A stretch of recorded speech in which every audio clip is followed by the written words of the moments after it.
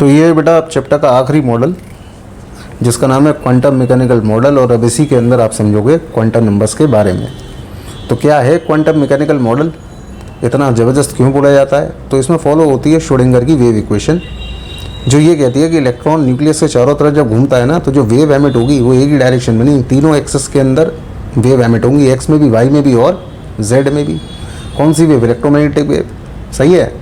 तो जो wave emit हो रही है वो एक नहीं, तीनों एक्सेस में एमिट हो रही है। तो जो प्रोबेबिलिटी निकाली जाएगी वो तीनों एक्सेस में निकाली जाएगी। उसको रिप्रेजेंट किया D square psi upon D X square, D square psi upon D Y square, D square psi upon D Z square, 8 pi square upon M upon H E minus V is equals to 0। ये आ गई निकल करके तुम्हारे पास पूरी Schrodinger wave equation. सिर्फ wave equation के बारे में याद रखना है, डिटेलिंग नहीं करनी है, हायर क्लास में आती है डिटेलिंग इसकी। मुद्दे की बात ये समझ लो कि इसमें जो सिंबल है, जो त्रिशूल जैसे शेप का दिखाई दे रहा है, सो सिंबल का नाम है साई, और ये रिप्रेजेंट करता है वेव फंक्शन यानी कि एम्पलीट्यूड को, जिसकी वैल्यू पॉजिटिव और नेगेटिव कुछ भी हो सकती है। लेकिन अगर हम इसका स्क्वायर कर दे तो पॉजिटिव का स्क्वायर तो पॉजिटिव ही होगा, लेकिन नेगेटिव का स्क्वायर भी तो पॉजिटिव हो जाएगा। फायदा ये मिलेगा, इसका स्क्वायर करते ही हमें पता चल जाएगा कि इलेक्ट्रॉन न्यूक्लियस के पास कहाँ ज़्यादा पाया जा सकता है, यानी probability of finding the electron around the nucleus. जिस जगह पे इलेक्ट्रॉन के पाई जाने की प्रोबेबिलिटी न्यूक्लियस के अंदर सबसे ज़्यादा होती है वो जगह कहलाती है ऑर्बिटल। वो जगह क्या कहलाती है? ऑर्बिटल। यानी साई का स्क्वायर अल्टीमेटली क्या बताएगा? ऑर्बिटल, जो कि होता है कितने टाइप का? 4 तरीके का, और जहाँ पर इलेक्ट्रॉन के पाई जाने की प्रोबेबिलिटी कितनी होती है? 90 to 95%। यानी space around the nucleus where the probability of finding the electron is maximum is known as orbital. Probability 100% नहीं हो सकती, लगभग कितनी रहती है? 90 to 95%। 4 टाइप का होता है SPDEF, ये 4 टाइप के ऑर्बिटल होते हैं। नाम: sharp, principal, diffuse and fundamental. ये हो गए 4 टाइप के orbital, S, P, D and F, that is sharp, principal, diffuse and fundamental. बात करते हैं इन ऑर्बिटल की शेप की, तो सबसे पहला जो उसमें ऑर्बिटल है जिसका नाम है S ऑर्बिटल, ये नॉन डायरेक्शनल होता है, यानी कि इसकी जो शेप होती है कोई स्पेसिफिक नहीं है, ठीक है, सॉरी, स्फेरिकल शेप होती है, नॉन डायरेक्शनल होती है। सही है। पहली शेल का S ऑर्बिटल, दूसरी शेल का S ऑर्बिटल बनाया। पहली शेल के S ऑर्बिटल के अंदर खास बात, इलेक्ट्रॉन न्यूक्लियस के चारों तरफ देखने को मिल रहा है, लेकिन जो दूसरी शेल का S ऑर्बिटल है उसमें इलेक्ट्रॉन क्या हुआ? पहले तो देखने को मिला, उसके बाद फिर गैप आ गया, फिर इलेक्ट्रॉन देखने को नहीं मिला। जहाँ इलेक्ट्रॉन मिला उसको मैंने रिप्रेजेंट कर दिया ग्रीन कलर से। सही है। तो 1s में तो चारों तरफ ही मिल गया न्यूक्लियस के, लेकिन 2s के अंदर पहले न्यूक्लियस के पहले मिला, उसके बाद फिर गैप आ गया, फिर उसके बाद फिर मिल गया।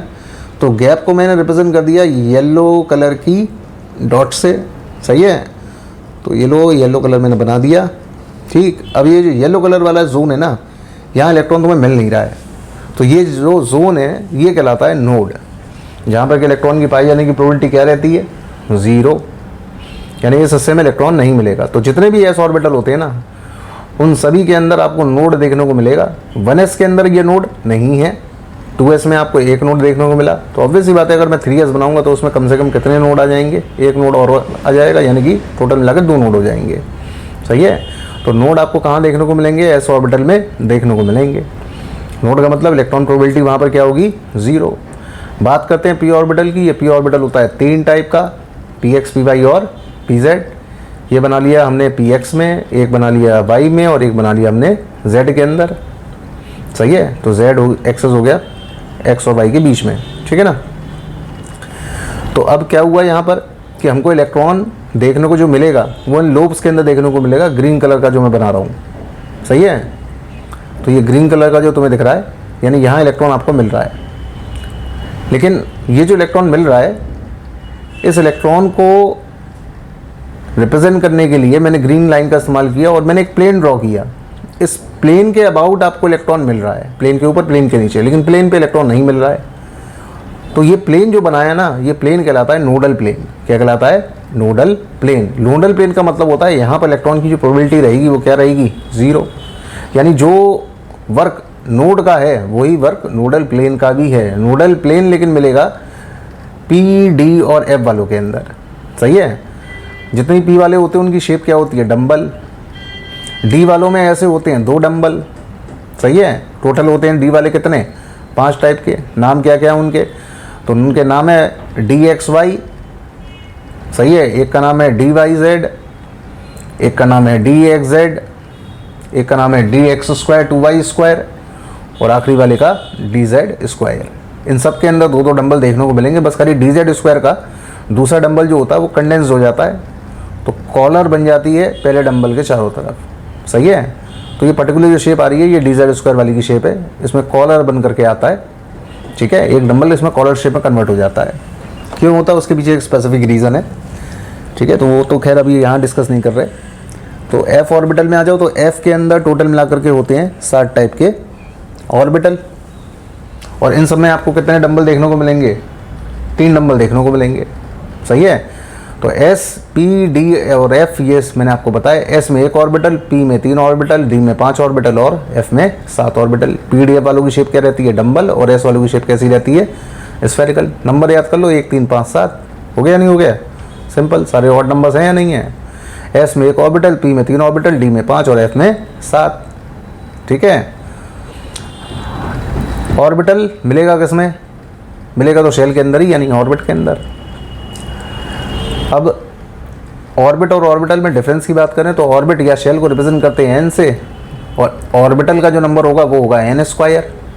सही है, तो जैसे कि ऑर्बिटल की अगर बात करते हैं तो ऑर्बिटल स्फेरिकल भी हो सकते हैं, डबल शेप के भी हो सकते हैं, लेकिन जो ऑर्बिट होते हैं वो सारे के सारे स्फेरिकल होते हैं। ऑर्बिट का नंबर 1 2 3 4 रिप्रेजेंट हो गया के एलिमेंशियल से, और ऑर्बिटल का नंबर मैंने बता ही दिया एन स्क्वायर से निकाला जाता है। सही है, क्योंकि ऑर्बिटल मिलता किस में है? शेल के अंदर मिलता है। तो के शेल के अंदर कितने ऑर्बिटल होंगे? निकालने के लिए एन स्क्वायर लगा दो, क्योंकि के का मतलब पहला शेल है, तो एन स्क्वायर का एन 1 हो गया, 1 का स्क्वायर यानी 1, यानी पहले शेल में 1 ऑर्बिटल, दूसरे में 4 ऑर्बिटल, तीसरे में 9 ऑर्बिटल और चौथे के अंदर 16 ऑर्बिटल। ये हो गए ऑर्बिटल्स के नंबर। सही है, अब एक बात अपने जहन में बिठा लो कि भाई एक ऑर्बिटल में 2 इलेक्ट्रॉन आते हैं, तो अगर एक ऑर्बिटल में 2 इलेक्ट्रॉन आएंगे तो के शेल में 2, एल में 8, एम में 18 और एन में 32 इलेक्ट्रॉन हो गए। तो 2n स्क्वायर वाले फॉर्मूले से तो अब तक तुम इलेक्ट्रॉन्स के नंबर निकालते आए हो। ठीक है, तो 2n स्क्वायर वाला जो फॉर्मूला है वो अल्टीमेटली है क्या?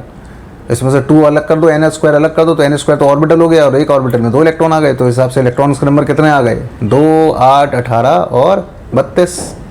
सही है, ये फॉर्मूला तो आप 9th 10th से पढ़ते हुए आ रहे हो, बस उसी फॉर्मूले का हमने इस्तेमाल किया, बस उसको एक्सपेंड किसमें कर दिया? ऑर्बिटल के अंदर। ठीक है, बात करते हैं क्वांटम नंबर्स की। श्रोडिंगर की इस वेव इक्वेशन से 3 नंबर निकाले गए, चौथा नंबर तो हमने अपनी सहूलियत के लिए यूज़ किया, वो इस इक्वेशन से नहीं आया। ठीक है ना, तो वो जो 4 नंबर थे वो कौन कौन से हैं? तो वो जो भी हैं वो आपको इलेक्ट्रॉन का एटम के अंदर कंप्लीट एड्रेस बताने वाले हैं, जो कि उसकी एनर्जी, साइज, स्पेक्ट्रम, ठीक है, रेडियस, एंगुलर मोमेंटम, ये सभी बातें बता डालेंगे। ठीक है, उनमें सबसे पहला क्वांटम नंबर है प्रिंसिपल क्वांटम नंबर, जिसको कि आप रिप्रेजेंट करते हैं स्मॉल एन से। प्रिंसिपल क्वांटम नंबर को किससे रिप्रेजेंट करा जाता है? स्मॉल एन से। रिप्रेजेंट क्या करता है? शेल। अब तक इस चैप्टर में मैंने आपको जितने भी फॉर्मूले पढ़ाए हैं उन सभी फॉर्मूले में जहाँ जहाँ आपको एन दिख गया वो समझो प्रिंसिपल क्वांटम नंबर है, चाहे वो ऑर्बिटल की एनर्जी का फॉर्मूला हो, चाहे nth ऑर्बिटल रेडियस का फॉर्मूला हो। यानी कुल मिलाकर के सीधा सीधा आंसर लिख देना कि अगर आपको एनर्जी निकालनी है तो एनर्जी किस पर डिपेंडेंट है? प्रिंसिपल क्वांटम नंबर पर। रेडियस किस पर डिपेंडेंट है? प्रिंसिपल क्वांटम नंबर पर। स्पेक्ट्रल की जब मेन लाइंस निकाली थी रेडबर्ग फॉर्मूला लगा करके, तो उसमें भी एम और एन आया था, वो भी किस पर बेस्ड है? प्रिंसिपल क्वांटम नंबर पर। बोर का सेकंड पोस्टुलेट जो लिखा हुआ है MVR इसका NH/2π, उसमें एन क्या रिप्रेजेंट कर रहा है? प्रिंसिपल क्वांटम नंबर को। अल्टीमेटली ये प्रिंसिपल क्वांटम नंबर एक्चुअल में पीरियोडिक टेबल के पीरियड को रिप्रेजेंट करता है। साथ ही तो पीरियड होते हैं, तो बस पीरियड को रिप्रेजेंट करता है। पीरियड का जो नंबर है वो इससे निकल जाता है। सही है, कैसे निकलेगा वो देखेंगे आगे। एजीमुथल क्वांटम नंबर अगला क्वांटम नंबर है, ये बताएगा आपको शेल में छुपी हुई सबशेल के बारे में, यानी शेल के अंदर जो हिडन सबशेल है उसके बारे में बताने वाला है। दूसरा ये हमको बताने वाला है fine line of the spectrum, यानी कि बोर के मॉडल में 2 लोगों ने जो कमियां निकाली थी, जीमन और स्टार्क ने, उसने मेन लाइन को भी बोला था कि कई सारी फाइन लाइन्स बन रही हैं। सही है ना, वो फाइन लाइन जिस क्वांटम नंबर की वजह से आती है वो यही वाला होता है, एजीमुथल क्वांटम नंबर। सही है, और इस क्वांटम नंबर की वजह से एंगुलर मोमेंटम भी कैलकुलेट हो जाता है। उसके लिए एक फॉर्मूला याद कर लो, MVR = H/2π LL+1। सही है, L की वैल्यू कैसे निकालोगे? तो L की वैल्यू निकालने के लिए 0 to n-1 वाला फॉर्मूला इस्तेमाल करो, 0 to n-1। अब L की वैल्यू 0 करोगे तो वैल्यू होती है S, 1 करोगे तो P, 2 करोगे तो D, और L की वैल्यू 3 आती है तो समझो कि F। ये हो गए सबशेल के नाम, S subshell, P subshell, D subshell और F सबशेल। अब एक सिंपल सी बात, लिखने का तरीका क्या है? तो n की वैल्यू यानी शेल की वैल्यू दे रखी हो तो उसमें कितनी सबशेल होंगी निकालने का तरीका होता है 0 से n-1, और लिखने का तरीका होता है NL। तो जब एल की वैल्यू 0 होती है तो नाम मैंने बताया था एस सब शेल। 0 के साथ अगर 1 आ गया तो एस के साथ पी आ गया, 0 1 2 आ गए तो एस पी डी हो गया, 0 1 2 3 आ गए तो एस पी डी एफ हो गया। सही है। तो पहली शेल में एक सब शेल, दूसरी में हिसाब से 2, तीसरी में 3, चौथी में 4। नाम 4S 4P 4D और 4F। सिंपल सिंपल बात याद रखना, पहली में 1, दूसरी में 2, तीसरी में 3 सब शेल और चौथी में 4 सब shell. 1S 2S 2P 3S 3P 3D 4S 4P 4D और 4F एंड सो ऑन। भाई आप ज़्यादा से ज़्यादा मैक्सिमम कितना पहुंचा पाओगे, एन की वैल्यू को 7 ही तो पहुंचा पाओगे, क्योंकि 7 ही तो पीरियड है पीरियोडिक टेबल के अंदर। ठीक है कि नहीं। लेकिन अब एफ के बाद क्या करते हैं, एफ के बाद फिफ्थ सब शेल के अंदर, फिफ्थ शेल के अंदर सबके अंदर आपको लास्ट में एफ ही रखना है, क्योंकि एफ के बाद अगला कोई ऑर्बिटल अब तक निकाला नहीं गया। अगर आ गया तो ज़्यादा से ज़्यादा एफ के बाद जी हो सकता है। सही है, लेकिन इतना डिटेल अभी नहीं चाहिए। ठीक है ना। तो आपको 4 ही ऑर्बिटल के नाम याद रखने हैं, एस पी डी और एफ। अगला क्वांटम नंबर की बात करते हैं, मैग्नेटिक क्वांटम नंबर की, जिसको कि रिप्रेजेंट किया हमने स्मॉल m से। और तुम्हारा ये जो क्वांटम नंबर है जिसका नाम है मैग्नेटिक क्वांटम नंबर, ये क्वांटम नंबर बेसिकली हमको बताएगा ऑर्बिटल के बारे में। सही है। यानी कि सबशेल के अंदर ऑर्बिटल मिलेंगे, उन ऑर्बिटल के बारे में ये वाला क्वांटम नंबर बताएगा m। इसकी वैल्यू निकालने का तरीका होता है -L2 + L, और टोटल वैल्यू का फॉर्मूला होता है 2L + 1। तो S सबशेल में कितने ऑर्बिटल मिलेंगे, P में कितने मिलेंगे, D में कितने मिलेंगे, F में कितने मिलेंगे। तो M की वैल्यू सब में रन करा रहा हूँ -L2 + L। तो पहली शेल है यानी कि S सबशेल में 1 ऑर्बिटल, P सबशेल में 3, D के अंदर 5 और F के अंदर 7। तो यही तो बोला था कि S का 1, P का 3, D का 5 और F का 7। सिंपल फॉर्मूला निकाला -L2 + L, बस उससे निकल गया। ठीक है कि नहीं। चौथा क्वांटम नंबर है तुम्हारे पास स्पिन क्वांटम नंबर।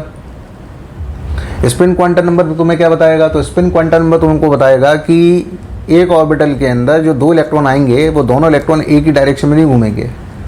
अगर एक इलेक्ट्रॉन क्लॉकवाइज घूमा है तो दूसरा इलेक्ट्रॉन डेफिनेट सी बात है एंटी क्लॉकवाइज घूमेगा। सही है, ताकि दोनों इलेक्ट्रॉन एक दूसरे के मूवमेंट्स को कैंसिल आउट कर सकें। अब स्पिन वैल्यू जो होती है वो 2 टाइप की होती है। अगर एरो ऊपर है तो बोलेंगे +1/2, और अगर एरो नीचे है तो बोलेंगे -1/2। सही है।